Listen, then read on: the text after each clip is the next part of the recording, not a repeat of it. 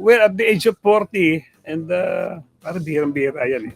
40. Napakita nga yung mga dating NBA superstars who were still playing at the age of 40. 40. Ito na lang ang binibigay na na numero eh. Di ba? Pero si LeBron parang lintik talaga eh. Di ba? Parang prime eh. Prime LeBron yung binibigay pa rin, di ba? 27 points, 9 rebounds, 6 assists. Bababal na konti sa 6 yung assist, pero ganun pa rin siya, no? Pero siyempre may hangganan din naman yan. Siyempre, he can do so much lang naman. Siyempre yung 40, iba rin naman yung lakas mo nung benching ko ka 30, 35. Di ba? At yung pagkakatalo niya sa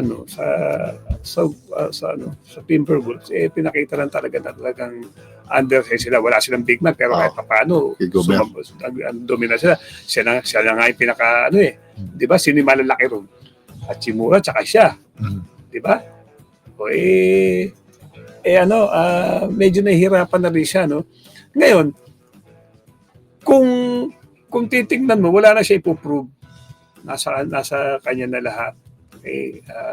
Kung ano, champion, meron siyang champion, scoring, title, lahat na yan.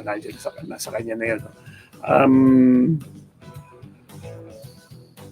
Ako, naawa ito sa dami ng ganda na nilalaro niya. Ang dami niyang bashers eh. Di ba? Hindi naman natutuwa sa kanya lahat eh. Meron siyang ibang kapwa NBA players.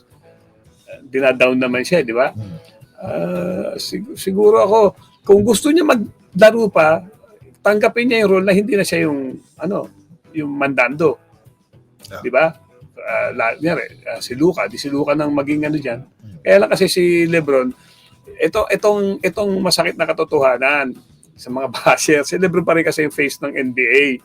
Di ba? Sabihin mo hindi. At siya, pag nawala yan, talagang kahit pa paano, malaking kawala sa NBA. Pero siyempre, kung titignan mo naman, pwede na rin mag-retire. Pwede na, sobra-sobra. Sobra-sobra na rin naman. At maganda yung nag-retire ka na mataas yung mataas yung performance mo. Oo. Mahirap yung mag-retire all of a sudden, na injury ka, tapos bumabalik ka, pa 7 puntos ka na, pa 6. Di ba? Bawas na playing time.